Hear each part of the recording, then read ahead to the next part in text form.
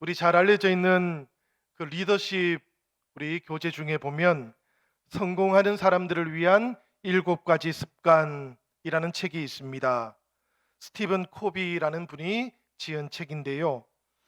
이 책에는 보면 성공한 사람들이 이미 가지고 있는 습관들, 그 습관들이 기록이 되어 있습니다. 그 중에 하나가 무엇인가 하면 중요한 것을 먼저 한다라는 것입니다. 사람들은 늘 급하지만 사소한 것들을 먼저 한답니다. 중요하지 않은 것들 우선적으로 하는 그런 경향들도 있다 그래요. 그렇지만 성공하는 사람들에게는 조금 습관이 다르답니다. 급하지 않아도 중요한 것을 먼저 택하고 그 일을 먼저 한다는 것이지요. 우리 신앙인들도 마찬가지입니다. 모든 사람들은 살아가면서 일상의 문제들, 먹고 사는 문제들, 진로와 미래에 대한 계획들로 바쁘지만 성도들에게는 사실은 더 중요한 것이 하나 있는 것이지요. 그것이 무엇인가 하면은 바로 하나님의 나라 복음을 긴박하게 적극적으로 받아들이는 것입니다. 우리 성도들에게 하나님 나라를 받아들이는 것보다 더 긴박한 일은 사실 존재하지가 않습니다. 그 나라를 전하며 사는 것보다도 더 긴박한 일도 사실은 없습니다. 우리가 생각해 볼 때 우리 가정의 문제들이 더 급한 것 같고 더 시급해 보인다고 할지라도 사실은 그렇지가 않다는 이야기입니다. 성도들에게는 어떤 것보다도 우선해야 하는 일이 있고 그것은 습관처럼 몸에 배어 있어야 된다라는 그런 뜻이에요. 우리가 예수님의 공생애를 한번 떠올려 보시면 예수님께는 공생애 기간 중에 쉼없이 움직이셔야 하는 시간만 있었습니다. 예수님께서는 많은 병자들을 고치셨고 귀신도 내쫓으셨습니다. 이것을 통해서 예수님께서는 사람들에게 하나님의 나라가 어떻게 임하는지를 보여주고자 하셨던 것이에요. 사람들은 그 병자를 고치고 귀신을 내어 쫓는 예수님의 모습 속에서 하나님의 나라가 임하고 있다는 것을 깨닫게 되었던 것입니다. 그래서 수많은 사람들이 예수님을 찾아오게 되었어요. 제자들이 예수님께 나와서 수많은 사람들이 지금 예수님을 찾아왔습니다. 이렇게 알려주었을 때 예수님께서 제자들에게 무엇이라고 말씀해 주셨는가 하면 우리가 다른 가까운 마을들로 가자. 거기서도 전도하리니 내가 이를 위하여 왔노라. 이렇게 말씀을 하셨어요. 바로 이런 마음으로 예수님께서는 온 갈릴리 지역을 다니셨다라는 그런 말씀입니다. 그 갈릴리 지역마다 다니시며 병자를 고치셨고 그리고 귀신들을 내어 쫓으시면서 하나님의 나라가 임하는 곳, 그곳에서 우리가 어떤 삶을 경험하고 어떤 변화를 경험하게 될 것인가 하는 것을 알려주셨던 것이지요. 그래서 예수님께서는 이 땅에서 공생애를 보내시는 동안에 한가롭게 보낼 수 있는 그런 여유의 시간이 없으셨던 것입니다. 오늘 우리가 봉독했던 마가복음의 말씀을 보시면 바로 그런 예수님의 삶, 하나님 나라 복음을 긴박하게 전하고 계셨던 그 예수님의 모습이 2개의 단어로 표현이 되어 있어요. 그 중에 첫 번째는 무엇인가 하면 곧이라는 단어입니다. 헬라 말로는 유투스라는 말인데요. 이 마가복음에만 41번이나 이 곧이라는 말이 나오고 있습니다. 오늘 우리가 봉독했던 1장 말씀에서만 보아도 이미 여러 차례 이 곧이라는 말씀들이 나오고 있지요. 우리가 잠시 한번 살펴보면 1장에는 이런 말씀들이 있습니다. 10절에는 곧 물에서 올라오실세라고 되어 있고요. 12절에서는 성령이 곧 예수를 광야로 몰아내는지라라고 되어 있습니다. 18절 말씀에서는 곧 그물을 버려두고라고 되어 있고 20절에서는 보니까 곧 부르시니라고 되어 있지요. 21절에는 보면 곧 안식일에 해당에 들어가 가르치셨다라고 그렇게 되어 있기도 합니다. 하나님의 나라를 긴박하게 선포하셨던 그 예수님의 모습을 마가복음은 지금 곧이라고 하는 이 단어 하나를 통해서 표현하고 있다라는 그런 말씀이에요. 그러다 보니까 심지어는 곧이라는 말이 꼭 사용될 필요가 없는 곳에서도 마가복음은 계속해서 다시 이 곧이라는 말을 사용합니다. 예수님의 하나님 나라가 이렇게 사람들에게 긴박하게 찾아올 수 있다는 것을 나타내는 것인데요. 다른 한편으로는 이 곧이라는 말은 예수님의 하나님 나라를 받아들이는 사람들의 마음을 표현하는 그런 단어로도 사용되고 있습니다. 이때 곧이라는 말은 제자들이 하나님의 나라를 받아들이는데 미루었다가 어느 때인가 받아들이는 것이 아니고 즉각적으로 받아들이는 모습을 표현합니다. 즉각적인 응답이라는 것, 이것은 생각해 보면 우리 예수님의 제자들에게는 꼭 필요한 것이지요. 이것 외에 다른 자세가 필요하지는 않다는 그런 이야기입니다. 주님께서 우리를 부르실 때 조금 생각을 해보겠습니다 라고 대답을 하거나 혹은 이런 핑계들 저런 핑계들을 자꾸만 내세우면서 상황을 모면하려고 하는 것, 이것들은 제자들의 자세가 아니다는 그런 말씀입니다. 오늘 말씀 속에서 부르심을 받고 있는 베드로와 안드레, 야고보와 요한의 모습을 한번 살펴보면 예수님께서 베드로와 안드레를 부르시고는 나를 따라오라, 내가 너희로 사람을 낚는 어부가 되게 하리라, 그렇게 말씀을 하셨는데 바로 그때 베드로와 안드레는 어떻게 대답을 했습니까? 여러분, 말씀을 보니까 그 주님의 부르심 앞에서 곧 그물을 버려두고 주님을 따랐다고 그렇게 응답하고 있지요. 이 베드로와 안드레의 모습은 주님의 부르심 앞에서 즉각적으로 응답하는 그런 자세를 나타내고 있는 것입니다. 야고보는 어떻습니까? 요한은 또 어떻습니까? 예수님께서 다시 그들을 발견하시고 그들을 곧 부르시니까 야고보와 요한은 이번에는 어떻게 했는가 하면 아버지를 품꾼들과 함께 배에 버려두고 예수님을 쫓았다라고 이렇게 대답을 합니다. 이것이 우리의 인륜을 저버리는 말씀처럼 들리시겠지만 사실은 그런 뜻은 아닙니다. 여러분, 우리가 주님의 부르심 앞에 응답할 때 어떤 태도와 자세로 응답을 해야 하는 것인가, 그것을 말씀하고 있는 겁니다. 하나님의 나라가 긴박하게 임하면 그 긴박하게 임하는 하나님 나라 앞에서 우리들도 미루고 또 미루었다가 응답하는 것이 아니라 즉각적으로 응답해야만 한다라는 그런 뜻이에요. 성도 여러분, 때때로 우리가 이런 하나님의 부르심 앞에 설 때가 있습니다. 하나님께서 우리를 찾아오시고 또 주님께서 우리의 마음을 감동시키시면서 우리를 부르실 때 우리들도 이렇게 베드로와 안드레처럼 그리고 야고보와 요한처럼 즉각적으로 주님 앞에 응답하는 그런 우리 영신의 성도들 되시기를 기원드립니다. 지금 믿음의 생활을 시작하셨구나, 혹은 오랫동안 멈추었다가 다시 시작하시는 분들에게는 혹여라도 이런 자세들이 조금 이상하게 그렇게 여겨질 수도 있으시겠습니다. 그렇지만 우리가 다시 한번 생각을 해보면 좋겠습니다. 하나님과 세상을 우리가 양분해서 선택할 수는 없지 않겠습니까? 우리 주님께서 하나님의 나라의 복음을 가지고 우리의 삶 가운데로 찾아오신다면 제자들은, 성도들은 누구라고 할지라도, 어떤 상황을 가지고 있다고 할지라도 그 주님 앞에 즉각적으로 응답을 해야 하는 것입니다. 그런 다음에 세상에서 살아가는 우리의 삶의 여러 가지 형편들을 주님 앞에 아뢰고 응답을 받아야 되는 것이지요. 이것을 양분하거나 순서를 뒤바꾸어서는 아니 되겠다라는 그런 말씀입니다. 사랑하는 여러분, 이 베드로와 또 안드레, 야고보와 요한이 우리 주님 앞에 응답을 했는데 그 응답했던 모습들도 가만히 한번 생각해 보시고 묵상해 보시기를 바라요.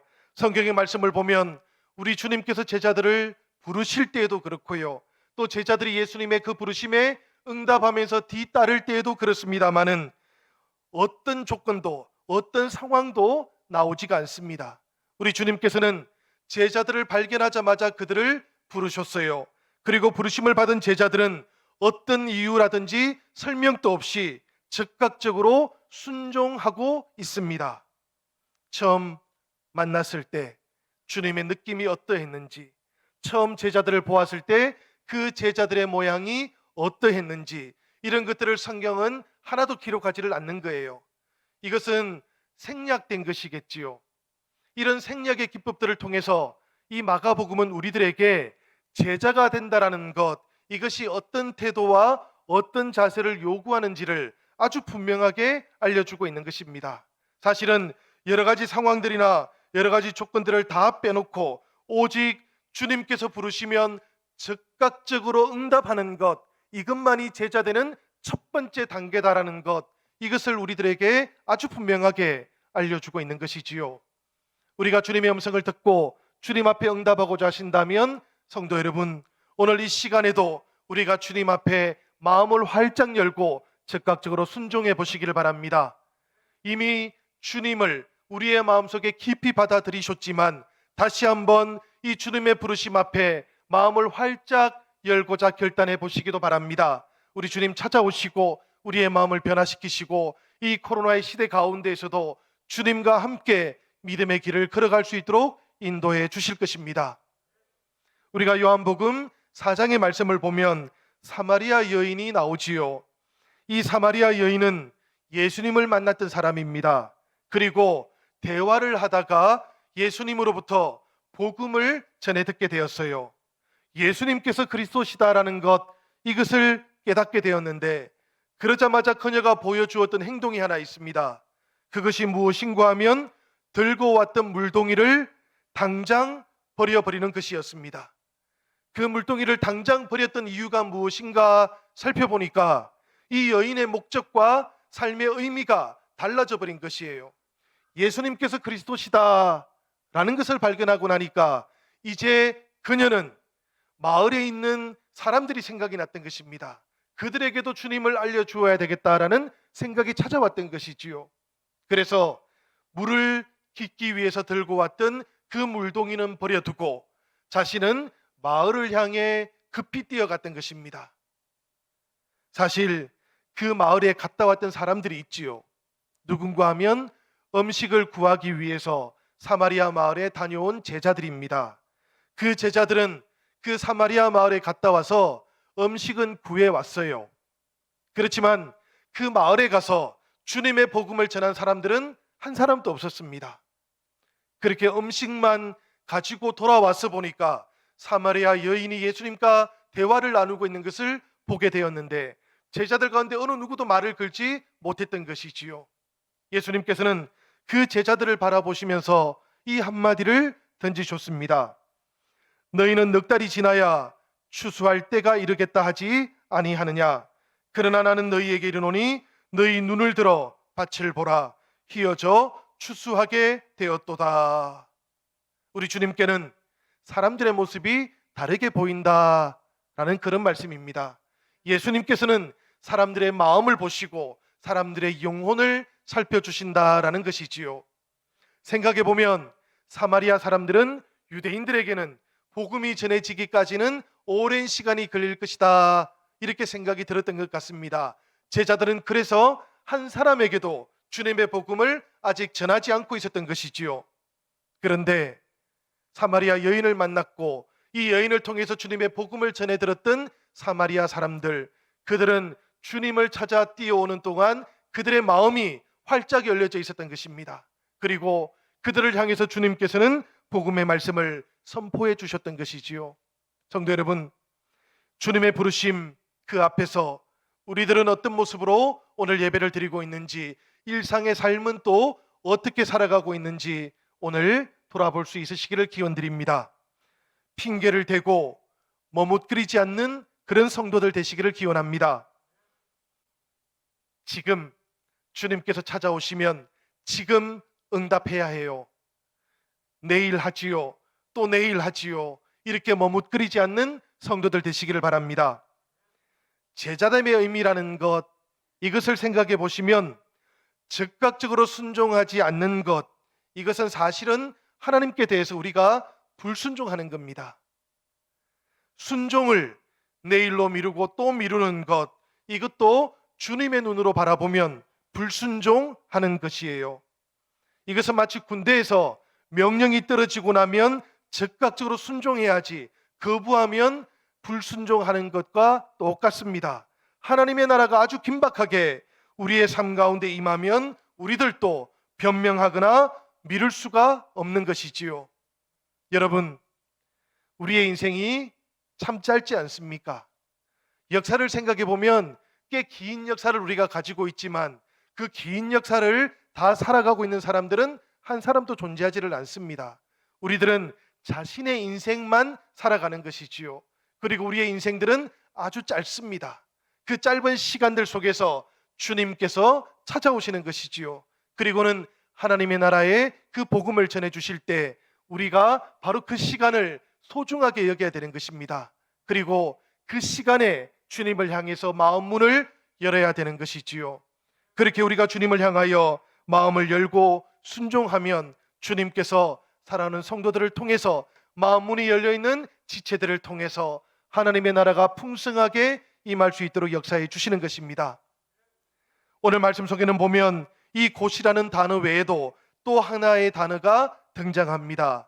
그 단어가 무슨 단어인고 하면 그리고라는 단어예요. 우리가 마가복음을 통해서 살펴보면 555번이나 이 그리고라는 단어가 등장을 합니다. 사실 우리말 성경에서는 이 그리고라는 말은 번역을 하지 않기 때문에 마가복음을 읽을 때 우리가 이 그리고라는 말을 많이 읽지는 않습니다만은, 그러나 실제로 원문 성경을 보면 계속해서 이 그리고라는 말, 카이라는 말이 반복되고 있는 것을 발견하게 됩니다. 이 그리고라는 말은 생략을 하지 않고 읽어보면 오늘 우리가 봉독했던 말씀 속에서도 여러분 놀라지 마십시오. 10번이나 등장을 하고 있습니다. 우리 화면 한번 띄워보시겠습니까? 저 말씀들을 보시면 군데군데 저 그리고라는 카이라는 말이 계속해서 들어있는 것이지요. 꼭 들어있을 필요가 없는 곳에도 계속 반복해서 그리고라는 말이 들어가 있습니다. 이렇게 들어가 있는 이유는 딱 하나밖에 없어요. 주님의 말씀과 주님의 행동이 바로 이 그리고라는 말을 통해서 온전히 연결되어 있기 때문에 그런 것입니다. 그러니까 하나님 나라 복음을 전하고 계시는 그 예수님의 말씀, 그 예수님의 행동이 다른 여러 가지 수식들은 다 빼버리고요, 가장 압축되어져 있는 형태로 또 가장 긴박한 그런 모습으로 묘사가 되고 있다라는 그런 이야기입니다. 이 그리고라는 말이 나오고 있는 숫자만큼이나 마가복음에서는 우리 예수님께서 긴박하게 하나님 나라 복음을 제자들에게 또 우리들에게 지금 전하고 선포해주고 계시다라는 그런 뜻이지요. 우리가 누가복음의 말씀을 보면 주님의 부르심을 받았던 제자들 이야기가 나오는데 그 중에 이런 사람들이 있었습니다. 그 사람들은 주님께서 나를 따르라 이렇게 말씀하시니까 이렇게 대답을 했다 그래요. 우리 59절과 61절의 말씀인데 제가 한번 읽어보도록 하겠습니다. 또 다른 사람에게 나를 따르라 하시니 그가 이르되 나로 먼저 가서 내 아버지를 장사하게 허락하옵소서.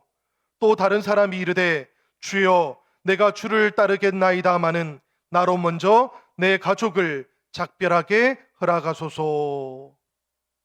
이 사람들의 대답들을 가만히 살펴보면 앞부분에는 주님을 따르겠습니다라는 대답이 들어있어요. 그렇지만 조금 후반부로 가서 보면 그들은 먼저 가서 해야 할 일을 다시 제시를 합니다. 첫 번째 사람은 아버지를 장사하고 주님을 따르겠습니다 이렇게 대답을 했고요, 두 번째 사람은 가족들과 먼저 작별할 시간을 주시면 주님을 따르겠습니다라고 이렇게 대답을 했던 것인데, 얼핏 생각하면 그런 시간을 주어도 좋을 것 같지요, 여러분. 그런데 예수님의 대답을 살펴보면 의미가 완전히 다르다라는 것을 발견하게 됩니다.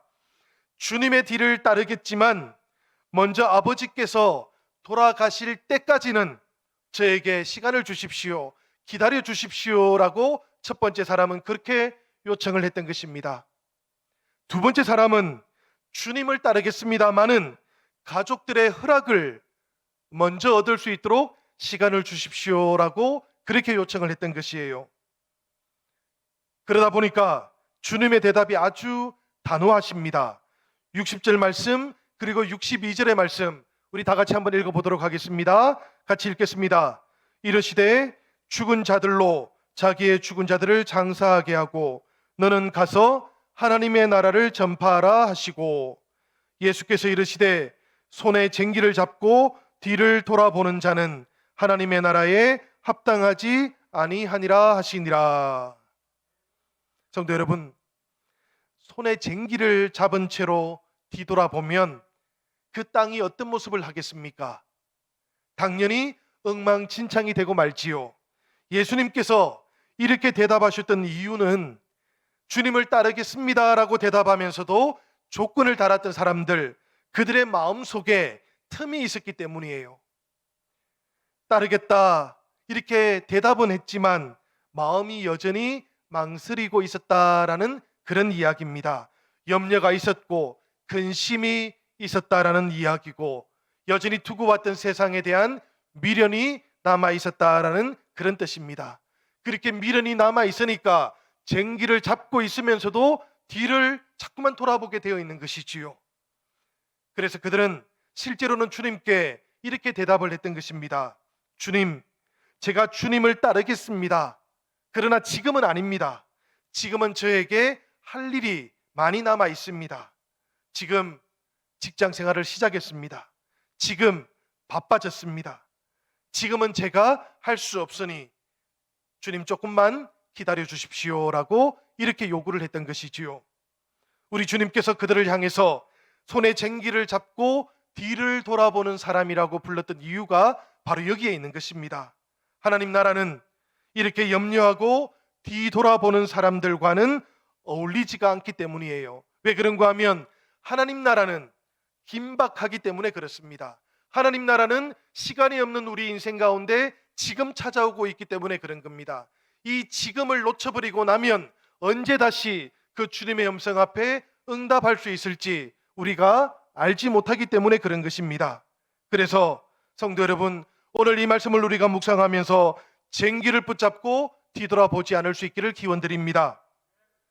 소망이 되시는 하나님을 바라보시면서 뒤돌아보지 않을 뿐만 아니라 땅만 바라보지도 마시기를 바랍니다. 소망의 이유가 되시는 하나님을 바라보시면서 우리가 앞을 향해서 비전을 바라보면서 소망을 바라보면서 함께 나아가시기를 기원드립니다. 사랑하는 여러분, 말씀 속에 베드로와 안드레, 야고보와 요한, 그들이 따랐던 모습을 살펴보면 그들은 그물과 배를 내려놓고 예수님을 쫓았다 그럽니다. 이 말씀의 의미는 이런 겁니다. 예수님을 쫓기 위해서 그물을 내려놓은 겁니다. 배를 내려놓았던 것입니다. 처음에 먼저 그물을 내려놓고 배도 내려놓은 다음에 이제 누구를 따를까 이렇게 선택했던 것이 아니라는 것이지요. 그들의 인생 가운데 하나님의 나라를 전해주셨던 예수님께서 찾아오시니까 그 예수님을 급히 붙잡으려고 했던 것입니다. 그렇게 급히 붙잡으려고 하다 보니까 자신의 인생의 그동안의 안전장치들은 내려놓아야 했던 것이지요. 야고보와 요한도 똑같습니다. 여러분, 그들은 모두가 다 주님을 붙잡기 위해서 오랫동안 가지고 있었던 것들을 내려놓았던 겁니다. 우리가 이 베드로와 안드레, 야고보와 요한을 묵상하다 보면 당연히 아브라함이 떠올라요.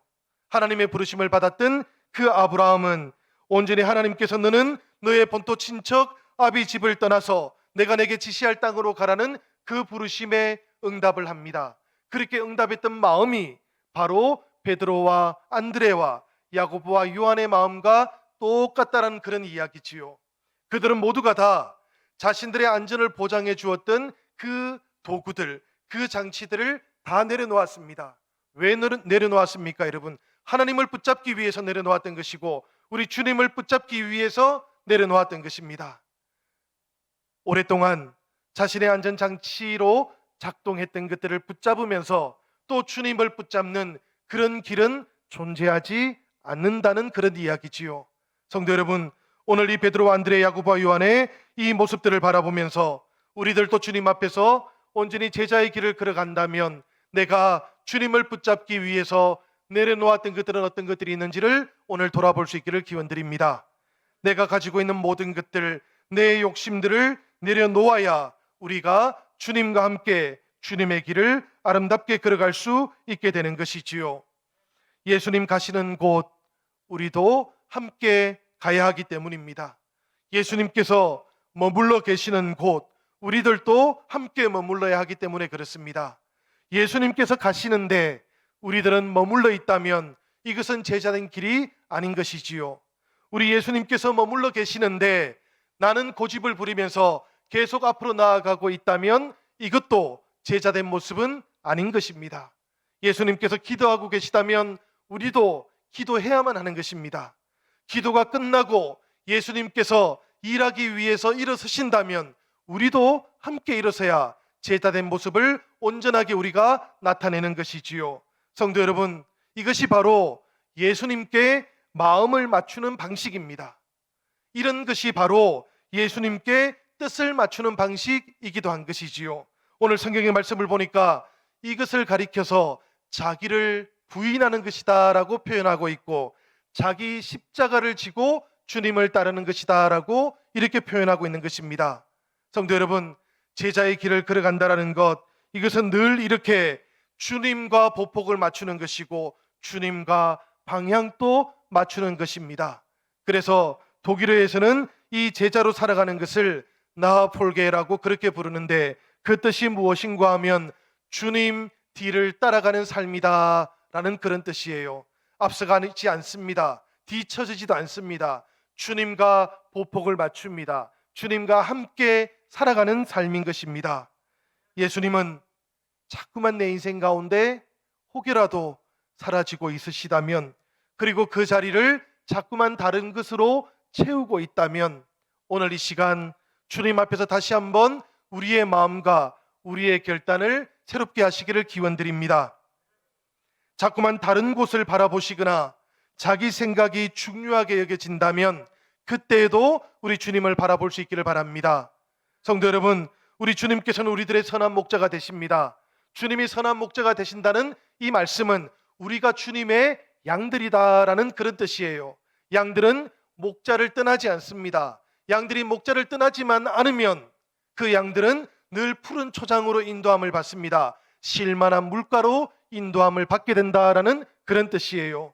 우리가 주님을 바라보고 주님을 마음속에 모시고 그 주님을 선한 목자로 삼고 살아가기만 한다면, 사랑하는 여러분, 우리가 세상 속에서 살아가는 동안에도 늘 우리들은 하나님 나라를 살게 될 것입니다. 그 하나님 나라의 기쁨과 하나님 나라의 신비와 또 주님께서 우리에게 베풀어 주시는 하나님 나라의 영광도 맛보면서 살아가는 그런 은혜가 저와 여러분들 모두에게 함께하기를 우리 주님의 이름으로 간절히 축원드립니다.